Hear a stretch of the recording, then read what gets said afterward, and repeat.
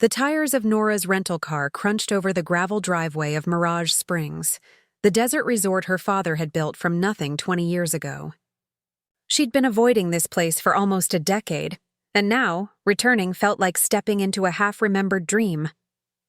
The sprawling adobe structures were nestled against red rock formations, with saguaro cacti standing like silent sentinels against the brutal August sun. Her father's text had been cryptic. "Need you at the resort." Management issue? 3 days max. As the general manager rushed out to greet her, Nora couldn't shake the feeling that something was off. Her father was conveniently unavailable until tomorrow, and the staff seemed on edge. "Ms. Emerson, welcome back," said Daniel, the resort manager, his smile not quite reaching his eyes. "Your father mentioned you'd be handling some sensitive matters while he's away. Did he elaborate on what these sensitive matters might be?" Nora asked, sliding her sunglasses up to rest on her head. "He didn't specify," Daniel replied, looking away. "But your usual suite is ready. The Saguaro Suite in the West Wing." As Daniel escorted her through the resort's open-air corridors, Nora observed the familiar luxury that had once been her home. Mirage Springs catered to the ultra-wealthy seeking privacy and exclusivity in the Sonoran Desert. At $2,000 per night minimum, discretion was part of the package. They passed the infinity pool that seemed to spill into the Red Rock Canyon below. A few guests lounged under cabanas, cocktails in hand despite the early hour. Nora's eyes landed on a couple near the far end, a man in his 50s with salt and pepper, hair leaning intimately toward a much younger woman with striking blonde hair. Something about the man seemed familiar. "Is that—" Nora began. Daniel abruptly stepped into her line of sight. "Your father updated the menu at the main restaurant. You should try the prickly pear salmon while you're here." His obvious deflection only heightened Nora's suspicion. In her suite, Nora tossed her bag onto the king-sized bed and walked to the floor-to-ceiling windows. The desert stretched endlessly before her, beautiful and unforgiving. She'd once loved this place before everything fell apart with her father. Her phone buzzed with a text from an unknown number. Check the reservation system. Name, James Harlow. Then check your father's private cabin. Use your old access code. You need to see this. Nora stared at the message, her heart suddenly pounding. The name hit her like a physical blow. James Harlow, her ex-fiancé who had left her 6 months before their wedding, claiming he wasn't ready. The man who had broken her heart so thoroughly she'd fled Arizona altogether. What the hell was he doing at her father's resort?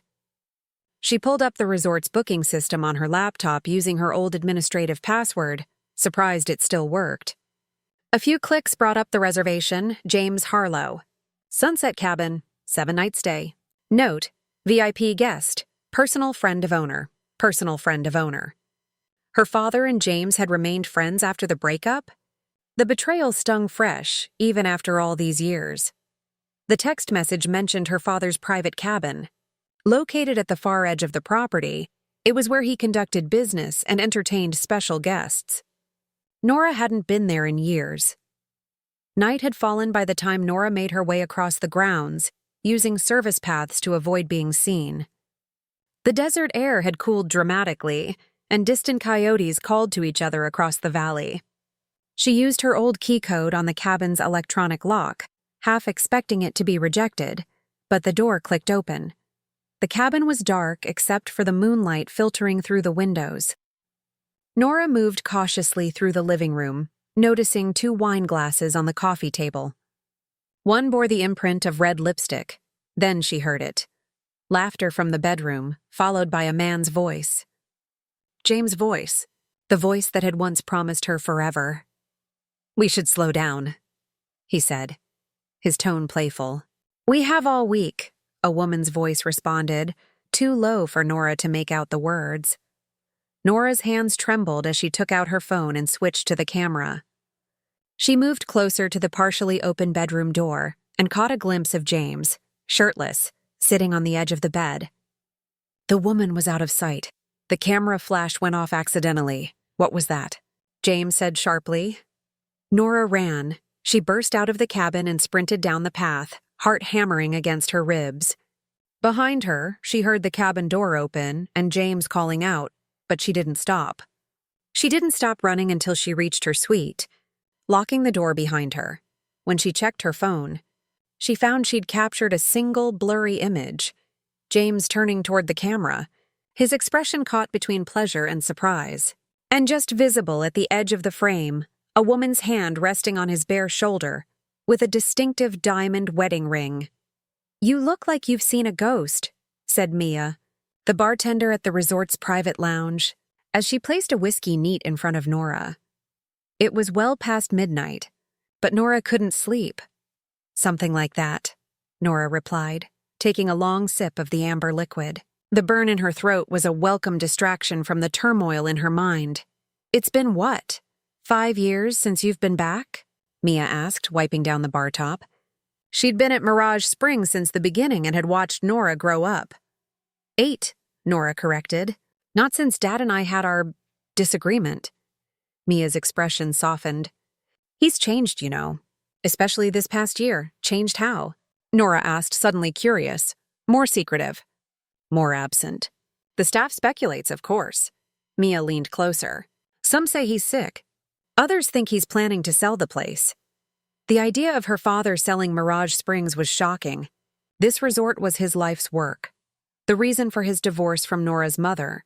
The altar at which he had sacrificed his relationship with his only daughter. "And what do you think?" Nora asked. "I think," Mia said carefully, "that he's been allowing certain guests to use this place for things he wouldn't have tolerated before. Like affairs?" Nora's question was barely audible. Mia's silence was answer enough. Nora pulled out her phone and showed Mia the blurry photo she'd taken. "Do you recognize this woman's ring?" "I need to know who she is." Mia studied the image, then nodded slowly. "That belongs to Elise Chambers. Hard to mistake, it's about 4 carats. Her husband Barrett had it custom made." "Barrett Chambers," Nora repeated. The name sounded vaguely familiar. "Who is he?" "Only one of the biggest real estate developers in the Southwest," Mia explained. "Word is he's looking to acquire some major properties in this area. Very wealthy, very powerful." Nora's mind was racing. "And his wife is having an affair with James Harlow at my father's resort." "Your ex-fiancé, James Harlow?" Mia asked, eyebrows raised. "Well, that's quite the coincidence." "I don't believe in coincidences," Nora said, finishing her drink. "Not anymore." Back in her suite, Nora couldn't sleep. Her mind kept returning to James and the woman with the diamond ring. Elise Chambers, the wife of a powerful man, sneaking around with Nora's ex in a secluded desert resort owned by Nora's father. Was her father facilitating this affair? And if so, why? What did he have to gain? She pulled out her laptop and searched for Barrett Chambers. Countless articles appeared, profiles of his business success, photos of him at charity events, mentions of his political aspirations. In nearly every photo, a striking woman stood beside him, blonde, elegant, with a practiced smile that never quite reached her eyes. Elise Chambers. In one photo dated 3 months ago, Barrett stood with his arm around Elise at a fundraiser. And in the background, barely visible but unmistakable to Nora's eyes, was James Harlow. So they all knew each other. Nora dug deeper. Barrett Chambers' company, Titan Development, had recently announced plans to build a luxury residential community near Sedona. The project had faced opposition from environmental groups concerned about water usage and disruption of the ecosystem, but it had surprisingly received fast-track approval from local officials. Then Nora found something that made her blood run cold.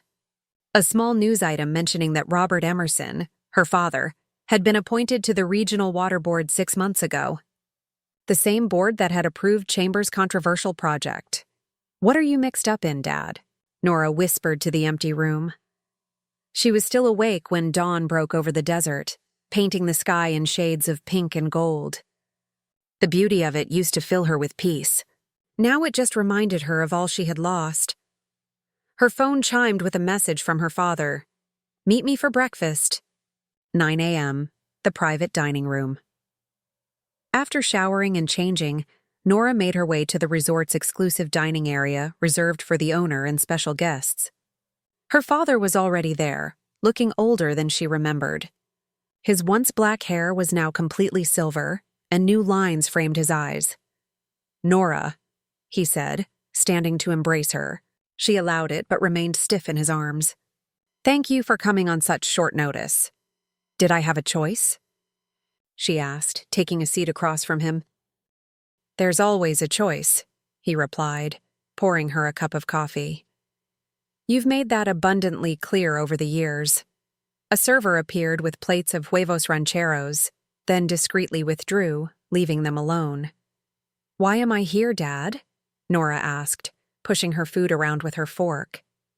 "And don't say management issues. We both know that's not true." Robert Emerson sighed, setting down his coffee cup. "I need your help with something delicate, something I can't trust to anyone else." "Does it have anything to do with James Harlow? Staying at your private cabin?" Her father's expression flickered with surprise before settling into resignation. "You always were too clever for your own good." "And Elise Chambers?" Nora pressed. "Wife of Barrett Chambers, the developer? The one whose project you helped approve through your position on the water board?" "It's not what you think," her father said, his voice low and urgent. "Then what is it? Because from where I'm sitting, it looks like you're helping my ex-fiancé have an affair with a married woman whose husband you're doing business with. That's a special kind of betrayal, even for you." Robert glanced around nervously. "Not here. Meet me at the cabin this afternoon at 3. I'll explain everything then." "The same cabin where James and Elise are staying?" "They'll be at the spa. We'll have privacy." He reached across the table to take her hand, but she pulled away. "Nora, please. I know I've made mistakes, but I need you to trust me one more time." "Trust you?" Nora laughed bitterly. "That's rich coming from you." 3:00, her father repeated, standing up. "After that, if you still want nothing to do with me, I'll understand." As he walked away, Nora noticed James Harlow entering the restaurant with Elise Chambers. They were seated at a corner table, their body language intimate yet careful, maintaining a facade of casual acquaintance. James looked up and met Nora's gaze. The shock on his face was almost comical. He whispered something to Elise, who turned to look at Nora with undisguised curiosity. Nora stood and walked directly to their table. "James," she said coolly, "what a surprise to see you here." "Nora," he stammered, "I didn't know you were in town." "Clearly," she replied. Then, turning to Elise, "I don't believe we've met. I'm Nora Emerson, Robert's daughter." "Elise Chambers," the woman replied with practiced poise, extending a manicured hand. The massive diamond ring caught the light. "Pleasure to meet you." "Is it?" Nora asked. "I'm not so sure about that." Confusion flickered across Elise's perfect features. "I'm sorry?" "Don't be," Nora said with a smile that didn't reach her eyes. "At least, not yet." She turned and walked away, feeling their stares burning into her back. As she left the restaurant, she spotted a man in the lobby, tall, distinguished, with the confident bearing of someone accustomed to power. He was speaking with Daniel, the resort manager, and gesturing toward the restaurant. From the photos she'd seen online, Nora immediately recognized Barrett Chambers. Nora watched from behind a large saguaro as Barrett Chambers checked in at the front desk. His presence complicated an already volatile situation. Did he know about his wife's affair, or was he here for business with her father? Either way, it couldn't be good. She needed answers before this powder keg exploded, but her father had said to meet him at 3. It was only 11 in the morning. To clear her head, Nora hiked one of the resort's trails that wound up into the red rocks. The desert was already baking under the August sun, but the familiar landscape brought back memories of happier times. Hiking with her mother before the divorce, learning the names of cacti and desert creatures from the groundskeeper, lying on sun-warmed rocks with James under a sky full of stars, planning their future together. A future that never came. At the summit, Nora sat on a boulder overlooking the resort. From this height, Mirage Springs resembled an oasis. Pools of blue nestled among terracotta buildings and lush desert landscaping. She could see her father's cabin at the property's edge, partially hidden by mesquite trees. Her phone rang, startling her. Unknown number. "Hello?" she answered cautiously. "Nora Emerson?" The voice was male, unfamiliar. "Yes. Who is this?" "Someone who thinks you should know what your father is really doing," the voice said. "Check the financial records for Mirage Springs. Look for payments to a company called Desert Glass Holdings." Before she could ask anything else, the call ended. Back in her suite, Nora used her old administrative access to pull up the resort's financial records. Sure enough, there were monthly payments to Desert Glass Holdings, substantial sums that had begun about a year ago. Further digging revealed that Desert Glass Holdings was a shell company, but one document listed James Harlow as a managing partner. Her ex was receiving money from her father's resort? Why? And how was Elise Chambers connected? Nora printed the documents and tucked them into her bag. At 2:30, she headed toward her father's cabin, determined to get answers. The desert heat had intensified, creating shimmering mirages on the horizon, illusions of water in a parched landscape. How fitting. As she approached the cabin, she heard raised voices inside. She crept closer to a window left slightly open for the breeze. "You promised this would be handled discreetly." It was Barrett Chambers' voice, angry and controlled. "And it has been," her father responded. "No one suspects anything." "Then explain why your daughter is here," Barrett demanded. "The same daughter who is engaged to him." "I've told you, she doesn't know anything," her father insisted. "I called her here to help me manage a staff issue. Nothing more." "She was watching us at breakfast," came Elise's voice, higher and tighter than it had been earlier. "She knows something. If this falls apart because of your family drama, Emerson, our deal is off," Barrett warned. "And you know what that means." "Is that a threat?" her father asked, his tone hardening. "It's a reality," Barrett replied. "You're in too deep to back out now." Nora heard footsteps approaching the window and ducked down. Through the gap, she saw James pacing, running a hand through his hair, a gesture she once found endearing. "We need to accelerate the timeline," James said. "Move everything up before—" A twig snapped under Nora's foot. The conversation inside abruptly stopped. "What was that?" Barrett asked sharply. Nora didn't wait to find out. She hurried away from the cabin, her mind reeling. Whatever was happening involved all of them, her father, James, the Chambers. Some kind of deal that required secrecy, that her father couldn't back out of. And it had been going on for at least a year, based on the payments to Desert Glass Holdings. She was so lost in thought that she nearly collided with a man on the path, the resort's security chief, Aaron. "Ms. Emerson," he said, looking surprised. "Your father's been looking for you." "I'm sure he has," Nora replied, trying to appear casual. "I'm headed to meet him now." Aaron glanced toward the cabin, then back at her. Something in his expression made her uneasy. "Is everything all right?" she asked. "Just be careful," Aaron said quietly. "Things aren't always what they seem around here anymore." Before she could ask what he meant, her phone buzzed with a text from her father. Meeting moved. "Come to the office behind the main lobby." Nora hesitated. The timing seemed suspicious, immediately after she'd been caught eavesdropping. But she needed answers. And her father's office would be more public than the isolated cabin. When she arrived at the office, she found not her father, but Barrett Chambers waiting for her, standing by the window with his hands clasped behind his back. "Ms. Emerson," he said, turning to face her. His smile didn't reach his cold eyes. "I believe we have something to discuss." "Where's my father?" Nora asked, remaining near the door, ready to leave if necessary. "He was called away unexpectedly," Barrett said smoothly. "But he asked me to speak with you in his absence." I find that hard to believe, Nora replied. Barrett gestured to a chair. Please sit. I don't bite. Nora stayed standing. I'd prefer to wait for my father. As you wish. Barrett moved to the bar cabinet and poured himself a drink. Bourbon? No, thank you. You know, he said, swirling the amber liquid in his glass. When I first heard Robert Emerson's daughter was visiting, I was intrigued. He speaks so rarely of you. We're not close, Nora said flatly.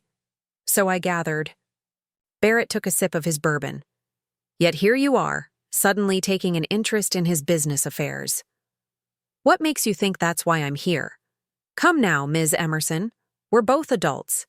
You've been accessing financial records, questioning staff, even spying outside cabins. He smiled thinly. Did you think no one would notice? A chill ran down Nora's spine. He'd been monitoring her movements. What exactly is your relationship with my father? She asked directly. We're business partners, Barrett replied. Or we will be once our current venture reaches its conclusion. And what venture is that? Barrett studied her for a moment. You really don't know, do you? Robert hasn't told you anything. Then enlighten me, Nora challenged. I'm afraid that's your father's place, not mine, Barrett said. But I will say this. Mirage Springs sits on very valuable land. Land that could be put to much more profitable use than a resort catering to a few dozen wealthy guests at a time. Understanding dawned on Nora.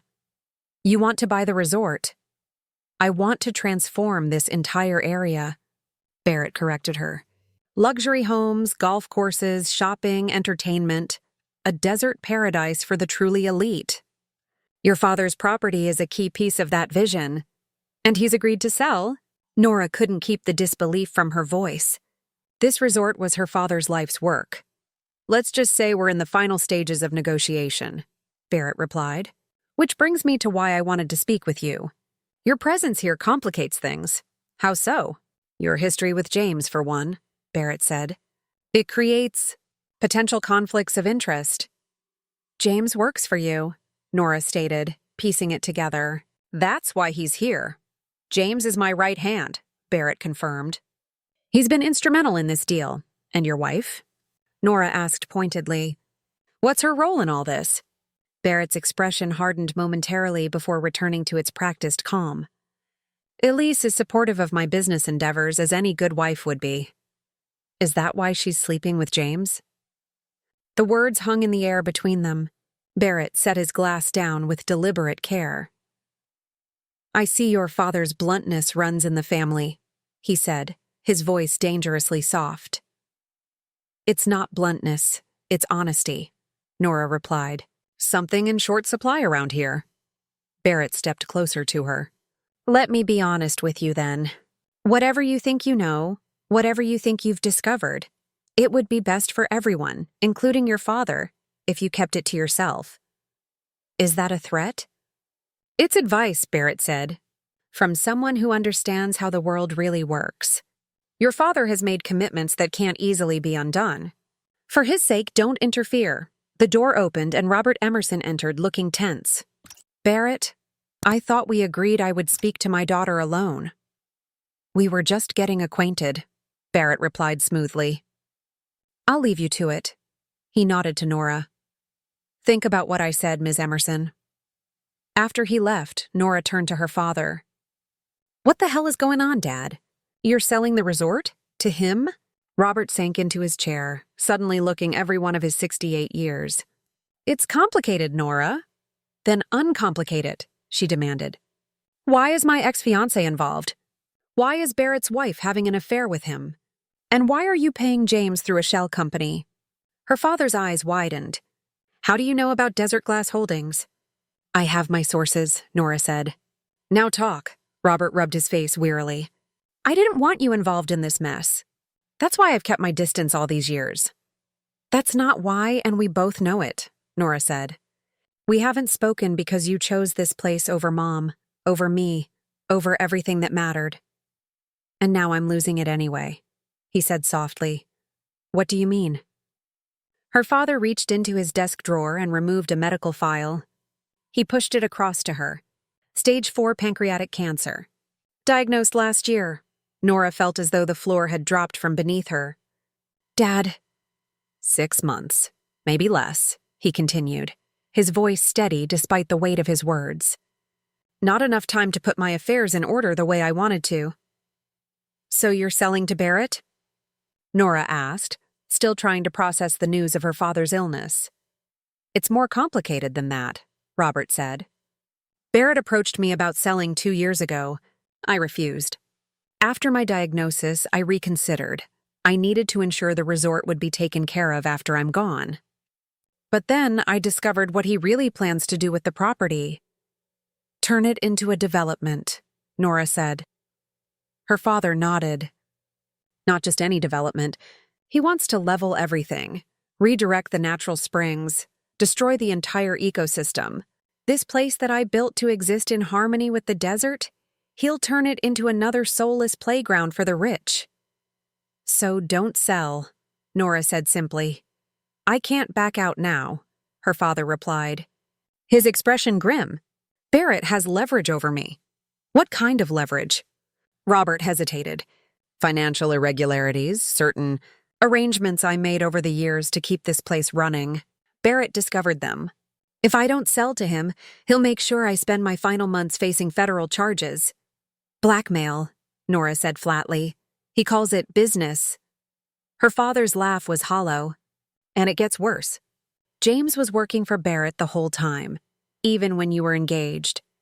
The revelation hit Nora like a physical blow. What? Barrett sent James to get close to you, to learn about the resort's finances, my business practices, Robert explained. I only discovered this recently. I believe he broke off your engagement when Barrett had gathered enough information. Nora felt sick. Her entire relationship with James had been a lie? A means to spy on her father? And Elise? She asked, struggling to keep her voice steady. That's the one piece I haven't figured out, Robert admitted. She and James seemed genuinely involved, but I don't know if Barrett is aware, or if it's somehow part of his plan too. How deep does this go? Nora whispered. Deep enough that I don't see a way out, her father replied. Barrett owns the county commissioner, the water board, even some of the resort staff. That text you received? Barrett's people monitoring my communications. What about the police? With what evidence? Financial records that also implicate me? Robert shook his head. Besides, Barrett has half the local force in his pocket. Nora stood and paced the office, mind racing. So why call me here? What can I possibly do? Because despite everything, you're the only person I trust, her father said.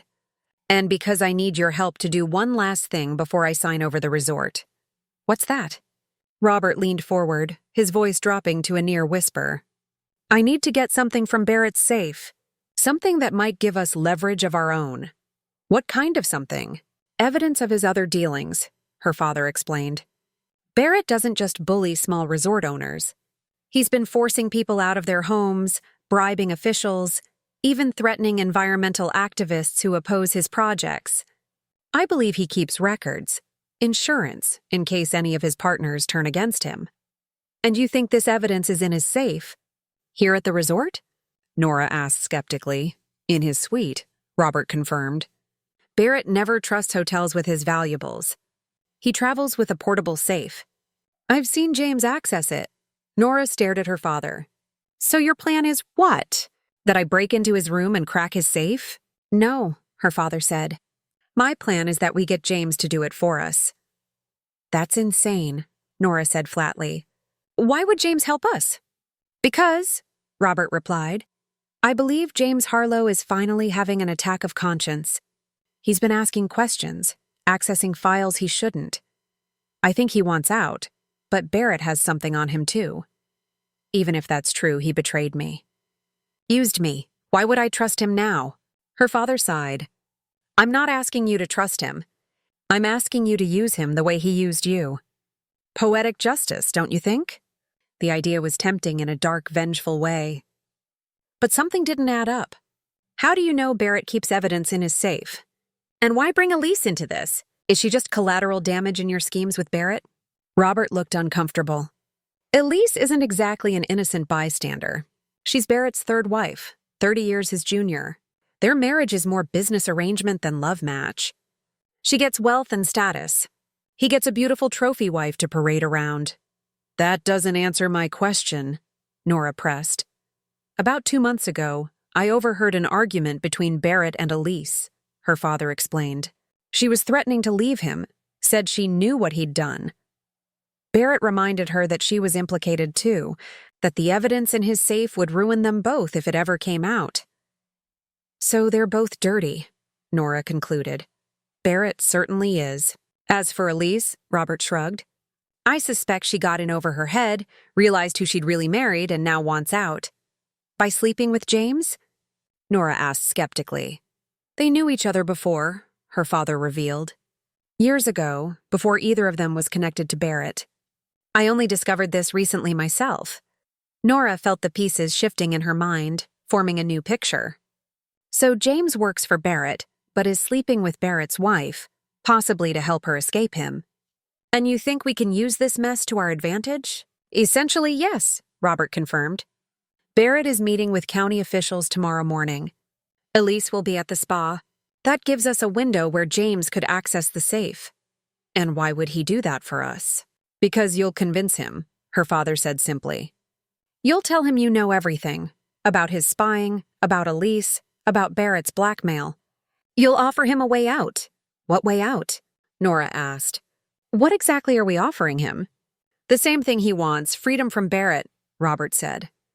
And maybe something more. The payments to Desert Glass Holdings? That was my attempt to help James gather evidence against Barrett. He's been documenting everything for months, but he needs what's in that safe to complete the picture. Nora shook her head in disbelief. So James is, what? A double agent? Working for Barrett while secretly gathering evidence against him? With your help? In a manner of speaking, her father admitted. Though I suspect his motivation has more to do with Elise than with any moral awakening. You're asking me to trust my ex-fiancé who lied to me for our entire relationship? Nora said flatly. I'm asking you to help me protect what I built, her father replied.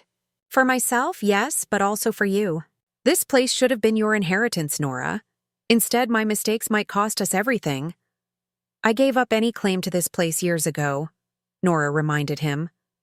Why should I care what happens to it now? Her father looked at her with sad eyes. Because despite everything, it's still home. Your home. And because Barrett Chambers won't stop with Mirage Springs. His development will drain the aquifer, destroy the ecosystem, push out local families who've been here for generations. This isn't just about us anymore. Nora stood by the window, looking out at the desert landscape she'd once loved so deeply, the saguaros standing like sentinels, the red rocks glowing in the afternoon sun, the delicate wildflowers that somehow thrived in this harsh environment. All of it would be bulldozed for golf courses and luxury homes if Barrett had his way. I need to think, she said finally.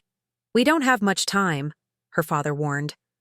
Barrett wants the papers signed tomorrow evening. After that, it's over. Nora left the office without another word, her mind whirling. She wandered the resort grounds, eventually finding herself at the hidden grotto, a small natural spring surrounded by rock walls, accessible only by a narrow path known to few guests. It had been her childhood sanctuary, a place of whispered secrets and quiet contemplation. To her surprise, someone was already there. James sat on a boulder by the water, staring into the clear pool, lost in thought. I should have known I'd find you here, Nora said, making him jump. Nora, he said, recovering quickly. I was just reminiscing, she suggested coldly. About all the times we came here together? Or planning your next meeting with Elise? James winced. It's not what you think. Funny, that's exactly what my father said. Nora approached the edge of the pool, keeping distance between them. So what is it then? Explain it to me. James looked around nervously. We can't talk here. Barrett has people everywhere. Then where? The old fire lookout, he suggested. Sunset.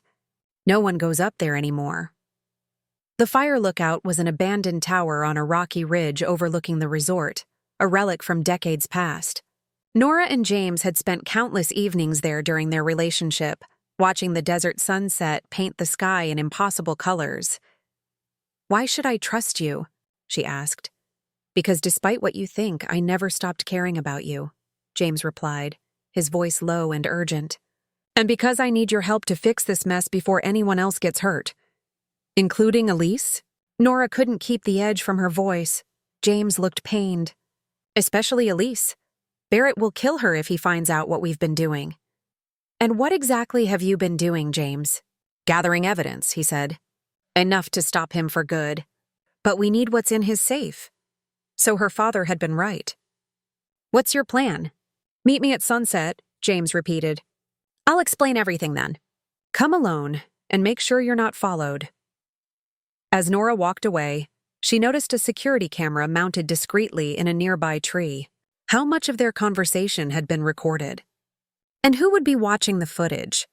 Back in her suite, Nora found a folded note that had been slipped under her door. "If you want to know the truth about your father and James Harlow, come to cabin 14 at 5 p.m. Come alone." Elise Chambers wanted to meet with her. This day was getting more complicated by the hour.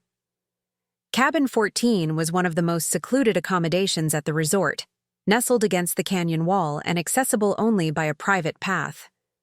At 5 o'clock sharp, Nora knocked on the door, alert for any sign of a trap. Elise opened it, looking nervously over Nora's shoulder before ushering her inside. Gone was the polished socialite from breakfast. This Elise was barefaced, dressed casually, with tension evident in every movement. "Thank you for coming," she said, leading Nora to a sitting area far from the windows. "I know you have no reason to trust me, but I need someone to hear the truth." "I'm listening," Nora said neutrally. Elise twisted the massive diamond ring on her finger. "First, you should know that James and I have known each other since college. We were involved before I ever met Barrett, and now you're involved again," Nora stated. "It's not that simple," Elise said. "When I married Barrett, I had no idea what kind of man he really was. By the time I found out, I was in too deep." "What kind of man is he?" Elise's eyes flashed with fear. "Dangerous. Ruthless. He's hurt people, Nora. People who stood in his way." "And your affair with James? Is that real, or just another part of whatever game you're all playing?" "It's real," Elise said quietly. "But it's also complicated. When I discovered what Barrett was doing, I reached out to James.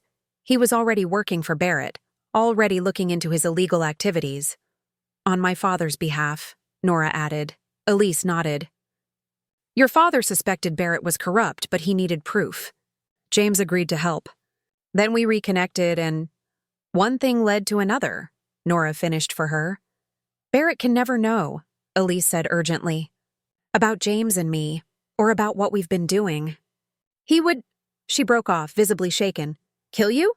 Nora asked bluntly. "He's done it before," Elise whispered. "There was an environmental activist opposing his development near Flagstaff. She had an accident hiking in the mountains. Barrett came home that night with mud on his boots and a cut on his hand that he wouldn't explain." Nora felt a chill at Elise's words. If true, Barrett Chambers was more than a ruthless businessman. He was a murderer. "Why tell me all this?" she asked. "Because we need your help," Elise said. "James has been documenting Barrett's crimes for months, but the key evidence is in Barrett's safe. Records of bribes, threats, his offshore accounts, everything we need to stop him." "And how exactly am I supposed to help with that?" Nora asked. "You're Robert Emerson's daughter," Elise said simply. "Barrett doesn't see you as a threat, just a complication. You can get closer to him than either of us can right now." "You want me to steal from your husband's safe?" Nora asked incredulously. "I want you to help us stop him from destroying your father's resort and everything around it," Elise corrected her. "Barrett won't stop with Mirage Springs. He has plans for the entire region. Thousands of acres, hundreds of millions of dollars. He'll drain the aquifer, bulldoze protected habitats, force out local ranchers who won't sell." It was the same warning her father had given. But could Nora trust either of them? Or James? Everyone seemed to have their own agenda, their own version of the truth. I need proof, Nora said finally. Something that shows me who's really telling the truth in all this. Elise hesitated, then reached into her bag and removed a flash drive. James doesn't know I have this. It's a copy of everything he's gathered so far. Financial records, recordings of Barrett's meetings with officials, photos of environmental damage already being done at his other properties. Nora took the drive cautiously. And this proves that Barrett Chambers is willing to destroy anything and anyone to get what he wants, Elise said gravely. Including your father. Including me.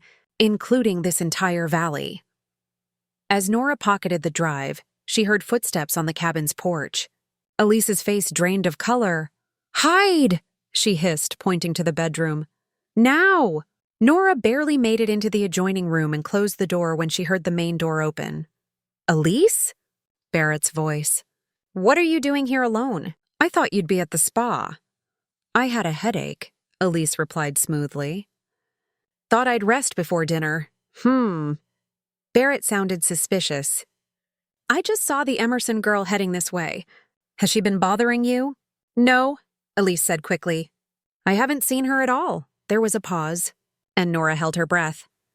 "You know, darling," Barrett said, his tone conversational but with an undercurrent of menace. "I've always admired your loyalty. It would be disappointing to discover that loyalty had wavered." "I don't know what you mean," Elise replied, her voice steady despite the obvious threat. "I think you do," Barrett said. "I think you know exactly what happens to people who betray me." Through a crack in the door, Nora could see Barrett take Elise's hand, his thumb caressing the diamond ring he'd given her. "Till death do us part, remember," he said softly. The look in his eyes made Nora's blood run cold. The sun was setting as Nora made her way up the steep trail to the old fire lookout. The tower stood silhouetted against the blazing sky, a skeletal reminder of simpler times. Her encounter with Barrett had confirmed what both her father and Elise had told her. The man was dangerous, and whatever was happening at Mirage Springs went far beyond a simple business deal. On her laptop, Nora had reviewed the contents of Elise's flash drive. The evidence was damning. Barrett had bribed officials, threatened opponents, violated environmental regulations, and possibly worse. One folder contained photos of a woman the environmental activist Elise had mentioned, along with police reports of her. Accidental death in Barrett's, credit card records showing he'd been in the same area that day. Most disturbing was a file detailing Barrett's plans for the entire region surrounding Mirage Springs. The resort was just the beginning. He intended to acquire thousands of acres, divert the natural springs for his private golf courses, and develop luxury communities that would destroy the fragile desert ecosystem forever. James was waiting at the top of the tower, looking out over the landscape as it transformed in the fading light. He turned at the sound of her footsteps, his expression a mixture of relief and apprehension. "You came," he said simply. "I want answers," Nora replied. "Real ones this time." "I owe you that much," James agreed. "Where do you want me to start?" "The beginning," Nora said. "Was any of it real, us?" James looked pained. "It started as an assignment. Barrett wanted information on your father, on the resort. I was supposed to get close to you, learn what I could." "And you did," Nora said bitterly. "Yes," he admitted. "But somewhere along the way, it became real for me, Nora. I fell in love with you. That's why I ended it. I couldn't keep lying to you." "How noble," Nora said sarcastically. "And Elise? Was reconnecting with her part of your moral awakening too?" "Elise reached out to me," James explained. "She'd discovered what kind of man she'd married and was desperate for help. By then, I was already working with your father to gather evidence against Barrett." "My father, who conveniently failed to mention any of this to me for years," Nora noted. "He was trying to protect you," James said. "Barrett is dangerous, Nora. More dangerous than you know." "I've seen the evidence," Nora told him. "The activist in Flagstaff. The bribes. The environmental violations?" James looked surprised. "How did you—" "Elise gave me a copy," Nora interrupted. She seems to trust me more than you do. It's not about trust, James insisted. It's about keeping you safe. Barrett already suspects something is wrong. If he discovers how much we know, he'll what? Kill us all? Nora challenged. Then why play these games? Why not go to the FBI with what you have? Because it's not enough, James said in frustration. We need what's in that safe. Records of offshore accounts, blackmail material on officials, proof of his involvement in the activist's death. Without that, it's just circumstantial. Barrett's lawyers would bury it. And you think you can just open his safe and take it? Nora asked skeptically. I have the combination, James revealed. Elise got it months ago. The problem is access. Barrett rarely leaves it unattended, and when he does, he has security watching. So what's your plan? Tomorrow night, Barrett is hosting a dinner for the county commissioners, James explained. A celebration of his new development project. Everyone will be at the main restaurant. That's our window to access his suite. And my father? How does he fit into this? Robert will be Barrett's host at the dinner, James said. He'll ensure Barrett stays occupied. But we need someone to distract the security guard Barrett will leave watching his suite. Let me guess, Nora said dryly. That would be my job? James nodded. You're the only one Barrett doesn't suspect. The resentful daughter, back to make peace with her dying father before it's too late. The perfect cover. You've thought of everything, Nora remarked. We've had to, James replied. Barrett is always 3 steps ahead. This is our only chance to stop him. Nora walked to the edge of the tower platform, looking out over the desert. The sun had disappeared behind the mountains, leaving the sky painted in purples and deep blues. Lights were coming on at the resort below, creating a constellation of human presence in the vast darkness. Why should I help you? She asked finally. After everything you've done? Not for me, James said, moving to stand beside her. For your father. For this place that he built. For all the people Barrett will hurt if he isn't stopped. Nora turned to face him. And what about Elise? What happens to her when this is over? She'll testify against Barrett, James said. With the evidence from the safe, she'll be granted immunity. And the two of you ride off into the sunset together? Nora couldn't keep the edge from her voice. James looked away. I don't know what happens after. One step at a time. They stood in silence for a moment, the weight of the past and the uncertainty of the future hanging between them. If I agree to help, Nora said finally, I want something in return. Name it, James replied without hesitation. The truth, Nora said simply. All of it. No more half-stories or convenient omissions. I want to know exactly what my father has been involved in, what you've done, all of it. After this is over, I want everything on the table. James studied her face in the fading light. Deal, he said. Tomorrow night, then? Nora nodded. Tomorrow night. As they made their way down the dark trail, Nora felt the weight of the decision she'd made. She was committing to a dangerous plan with people she wasn't sure she could trust, against a man who had possibly killed before. But the alternative, doing nothing, and allowing Barrett to destroy her father's legacy and the desert she loved, seemed worse. Back in her suite, Nora found another note under her door. Whatever they've told you, don't trust them. Meet me at the grotto midnight.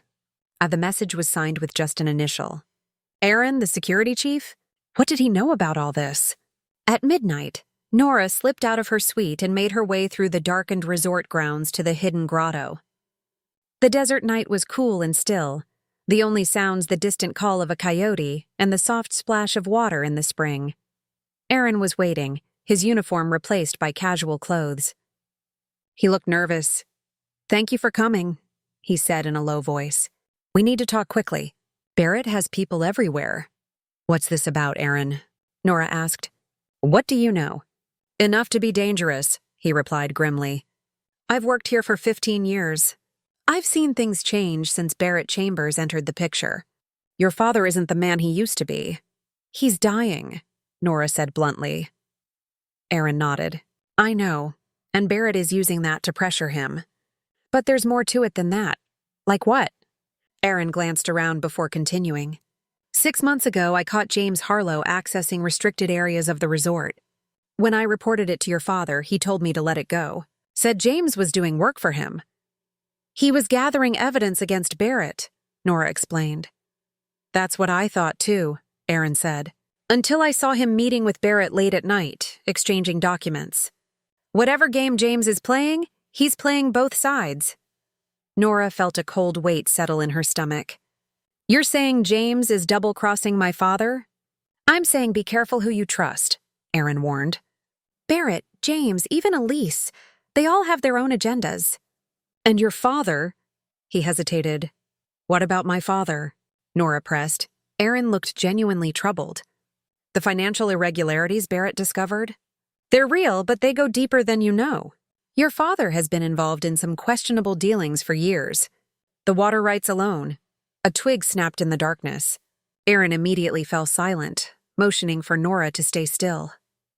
Someone's here, he whispered. You need to go, now! But tomorrow night, Aaron cut her off. Watch your back. And remember, in this desert, nothing is as it seems. He slipped away into the shadows, leaving Nora alone with more questions than answers. As she made her way back to her suite, Nora couldn't shake the feeling that she was being watched. Every shadow seemed to conceal a threat, every sound a warning. The Mirage Springs she remembered from her childhood, a sanctuary of beauty and peace, had become something else entirely. A glass desert where illusions shimmered and shifted, where nothing was solid or certain. Tomorrow night would change everything. But who could she really trust? Her dying father? Her ex-fiancé who had betrayed her once already? Elise, who had her own reasons for wanting to escape Barrett? Or Aaron with his cryptic warnings? One thing was clear. Barrett Chambers was dangerous, and he would destroy everything Nora cared about if he wasn't stopped. In her suite, Nora laid out everything she knew, trying to see the complete picture. The resort's financial records, Elise's flash drive, the contradictory stories she'd been told. The pieces aligned in some ways, diverged in others. Someone was lying. Perhaps everyone was in their own way. As dawn broke over the desert, Nora made her decision. She would help with the plan to access Barrett's safe, but she would do it on her terms, with her eyes open, and when it was over, she would finally know the truth.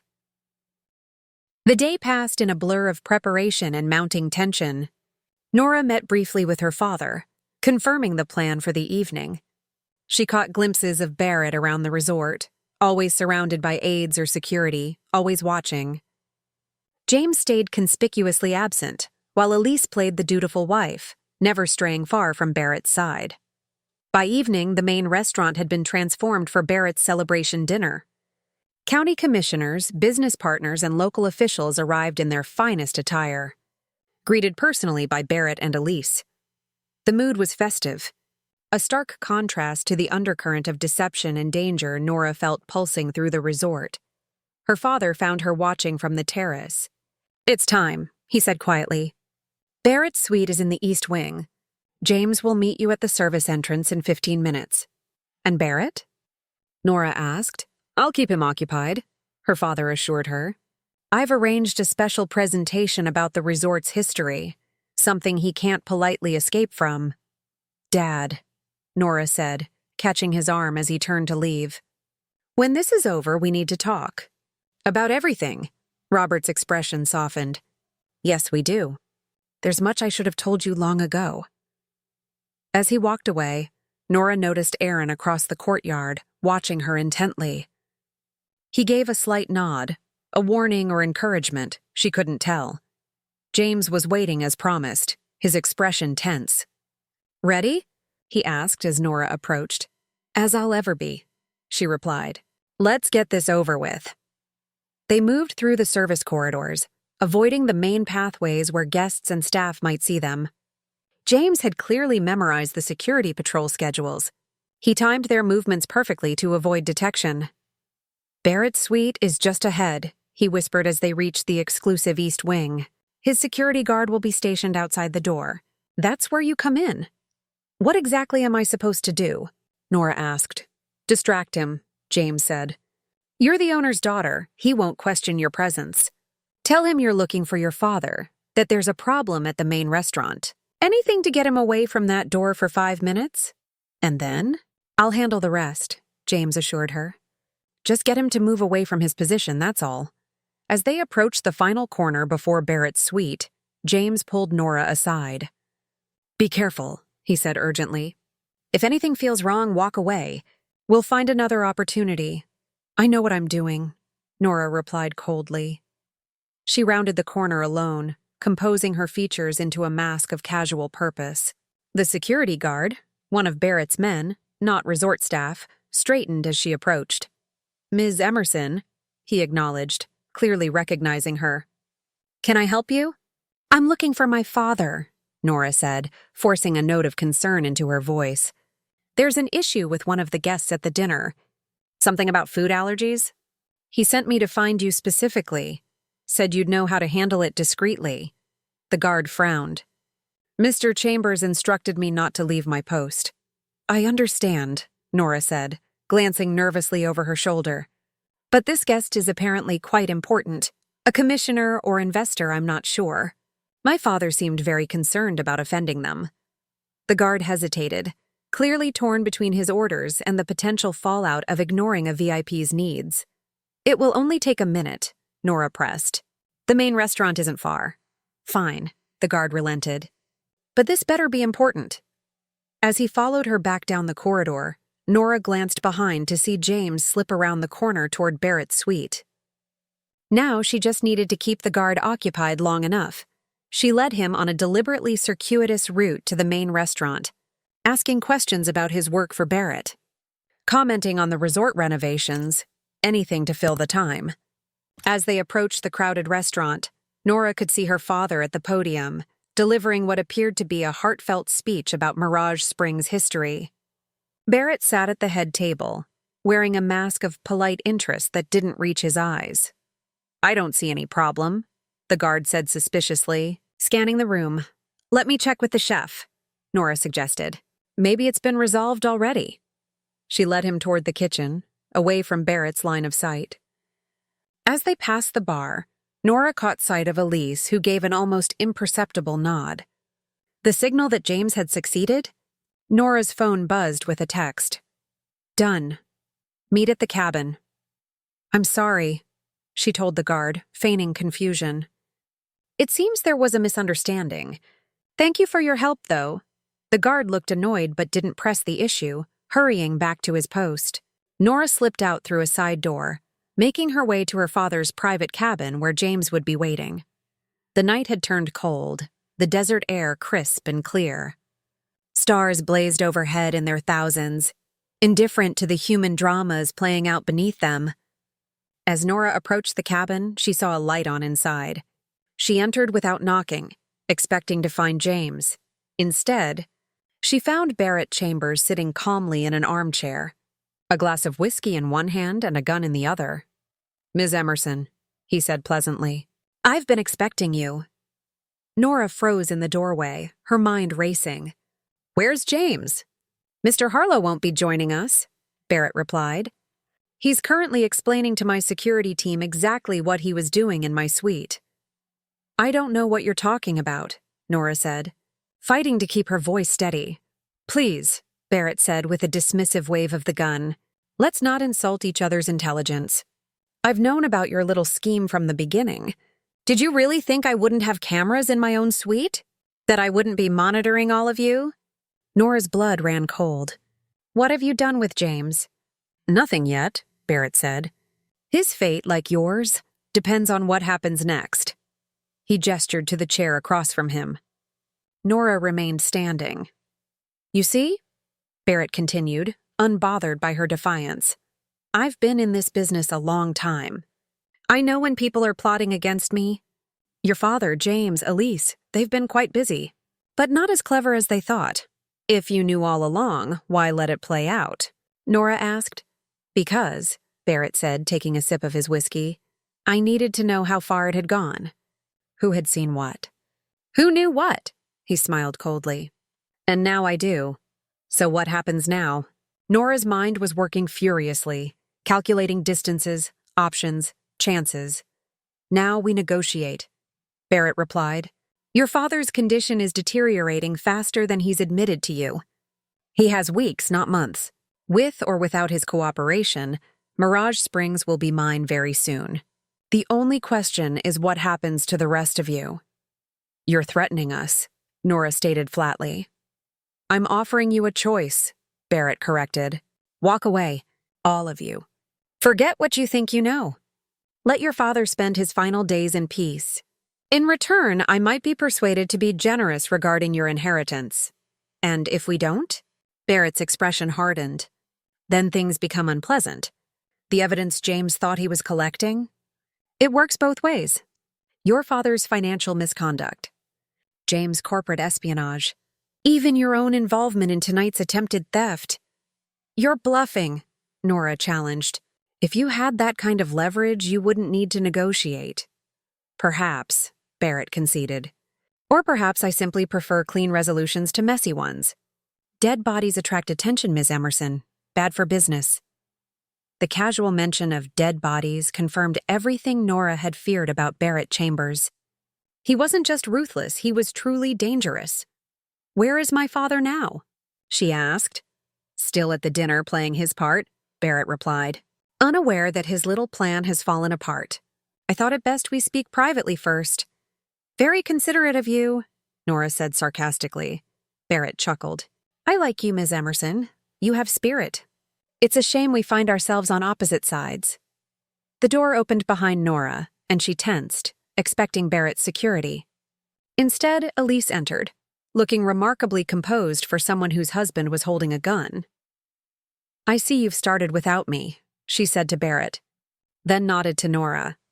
I hope my husband is being civil. Perfectly, Barrett replied with a cold smile. I was just explaining the situation to Ms. Emerson. Elise moved to the bar and poured herself a drink. And did you tell her the whole truth, Barrett? Or just your version of it? Barrett's expression tightened almost imperceptibly. I think we understand each other. Do we? Elise challenged, taking a seat on the sofa. Because I'm not sure Ms. Emerson understands exactly what's happening here. The dynamic between them was bizarre. Not at all what Nora would expect from a confrontation between a corrupt businessman and his supposedly rebellious wife. What is happening here? Nora asked, looking between them. A resolution, Barrett said firmly. A reckoning, Elise countered. The tension in the room shifted, and Nora suddenly understood. Barrett and Elise weren't at odds. They were performing for her benefit. You're working together, she said slowly. This whole thing, the affair with James, the evidence gathering, it was all a setup. Barrett smiled, genuinely impressed. Very good, Ms. Emerson. Very good indeed. But why? Nora demanded. What's the point of this elaborate charade? Insurance, Elise said simply. Your father was proving difficult to convince. We needed leverage beyond his financial indiscretions. Something more personal, James, Nora realized. You used him to get to my father. And me. James has been quite useful, Barrett agreed, though his loyalty became somewhat confused along the way, particularly when it came to you. The cabin door opened again, and James was shoved inside by one of Barrett's security guards. His face was bruised, a trickle of blood at the corner of his mouth. James has an unfortunate tendency to develop genuine feelings, Elise said, eyeing him coldly. It's what makes him effective undercover, but also unpredictable. You set him up, Nora said. You knew he would try to help my father gather evidence against Barrett.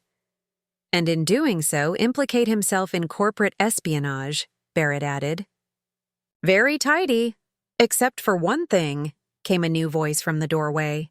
Robert Emerson stood there, leaning heavily on a cane, his face drawn with fatigue but his eyes sharp. You underestimated how far I would go to protect what's mine. Barrett turned the gun toward him. Robert, I thought you'd still be entertaining our guests. The dinner ended early, Robert replied. Seems someone called in an anonymous tip to the county commissioners about potential illegal activity at Mirage Springs. They're all quite eager to distance themselves from any appearance of impropriety. Barrett's composure slipped for the first time. "What did you do?" "The same thing you did," Robert said calmly. "I made contingency plans." He nodded to Aaron, who appeared behind him with 2 resort security guards. "Barrett Chambers, you're being detained on suspicion of trespassing and threatening resort guests with a deadly weapon." "This is absurd," Barrett sputtered. "You have no authority. On Mirage Springs property, I have every authority," Robert interrupted. "And while my security team holds you, the FBI will be examining some very interesting documents that were anonymously delivered to their field office this afternoon." "What documents?" Barrett demanded. "Copies of everything in your safe," Robert replied. "Everything you've been using to blackmail officials, threaten opponents, and cover up your involvement in the death of that poor woman in Flagstaff." Barrett's face drained of color. "Impossible. The safe was opened last night while you were meeting with the county commissioner," Robert said. "James wasn't the only one gathering evidence, Barrett. I've had my own people watching you for months." Elise stood abruptly. "This is ridiculous. You have no proof of anything, don't I?" Robert asked mildly. "Aaron, please show Ms. Chambers what we found in her personal effects." Aaron stepped forward and placed a small recording device on the table. With the press of a button, Elise's voice filled the cabin. "Once Robert signs over the resort, we'll have everything we need. Barrett already has plans to develop the entire valley. The old man won't live to see what happens to his precious desert." Then Barrett's voice. "And his daughter? A complication, but not a serious one. If necessary, she can have the same kind of accident that befell our friend in Flagstaff." Barrett's gun hand wavered. "You've been recording us? For how long?" "Long enough," Robert replied. "You're finished, Barrett. Both of you." The security guards moved forward to disarm Barrett, who surrendered the weapon without resistance, his calculating mind clearly already shifting to legal defenses. "This won't stick," he said confidently. "I have friends in places you can't imagine." "Perhaps," Robert acknowledged. "But by morning, those friends will be scrambling to save themselves. Self-preservation is a powerful instinct, Barrett. You taught me that." As Barrett and Elise were escorted out, Nora turned to her father in disbelief. "You knew, all along?" "Not everything," Robert admitted. "But enough to play my own game." Barrett thought he was manipulating all of us, but he became predictable. Arrogant. "And James?" Nora asked, glancing at her ex-fiancé who stood silently by the wall, watching the scene unfold. "A wild card," her father said. "Working for Barrett, then for me, then for himself. Trying to play all sides." He looked at James with a mixture of contempt and pity. "But ultimately useful." "I didn't know about Barrett and Elise's plan for you, Nora," James said quietly. "When I found out, I tried to warn you." "Through cryptic messages and secret meetings?" Nora asked bitterly. "More games, more manipulation." "I was trying to protect you," James insisted. "No," Nora countered. "You were trying to protect yourself." "You always were." Robert gestured for Aaron to give them privacy. When they were alone, he sank into a chair, suddenly looking every one of his years. "I owe you an explanation," he said to Nora. "About everything." "Yes," she agreed. "You do. But first," her father continued, "you should know that what Barrett said about my condition is true. I don't have long, Nora, weeks maybe. That's why I called you here. Not just to help with Barrett, but to decide what happens to Mirage Springs after I'm gone." "I don't want it," Nora said automatically. "You say that." Robert replied with a sad smile. "But this place is in your blood. It always has been." "What my father is trying to say," James interjected, "is that Mirage Springs needs someone who understands its value beyond dollars and cents. Someone who sees it as more than just real estate." Nora looked between them, suddenly suspicious. "Is this another manipulation? Another game?" "No more games," her father promised. "Just the truth finally. Barrett is gone, but there will be others like him. The desert has become too valuable. Without someone to protect it, someone who truly cares for it, Mirage Springs will eventually fall to developers like Barrett. And you think that someone is me?" Nora asked incredulously. I know it is, Robert said simply. You're the only one who loves this place as much as I do. Maybe more? Nora walked to the window, looking out at the night-shrouded desert. The land that had shaped her childhood, taught her about beauty and resilience, about how life could flourish in the harshest conditions. I need time, she said finally. Time to think. And I need the whole truth, Dad. Everything you've been hiding all these years. You'll have it, her father promised. All of it. James stepped forward hesitantly. Nora, Not now, James, she cut him off. Maybe not ever. You've played too many sides for too long. I don't know if I can ever trust you again. Fair enough, he conceded. But before you decide, there's something you should know. The evidence against Barrett that your father mentioned? I'm the one who opened the safe. Last night, while you were meeting with Elise, I made the copy that was sent to the FBI. Why would you do that? Nora asked. You were working for Barrett. I was, James acknowledged. Until I realized what he planned to do to you. Some lines even I won't cross. Nora studied his face, looking for signs of deception. She'd been fooled by him before. If that's true, she said carefully, then thank you. But it doesn't change the past. Or us. I know, James said quietly. I just wanted you to know that in the end, I made the right choice. For once. Her father cleared his throat. Dawn's coming soon. We should get some rest. Tomorrow will bring its own challenges. As Nora left the cabin, the first hint of light was appearing on the eastern horizon. The desert was waking, preparing for another day of harsh sun and surprising beauty. She made her way to the lookout tower, climbing to the top to watch the sunrise, a daily miracle of color and light that transformed the glass desert into a cathedral of natural splendor. Barrett was gone, but her father was dying. The resort would soon be hers to protect or abandon. The weight of the decision pressed on her, but for the first time in years, Nora felt a sense of clarity. The desert had taught her its most important lesson. Even in the harshest environments, with enough care and attention, beautiful things could grow. Perhaps it was time to see what might grow from the broken pieces of her relationship with her father, with this place she had once called home. As the sun crested the horizon, painting the red rocks in gold and amber, Nora made her decision. She would stay. She would learn the truth. She would protect what mattered. In the glass desert, mirages shimmer and fade, but the land itself endures. And so would she.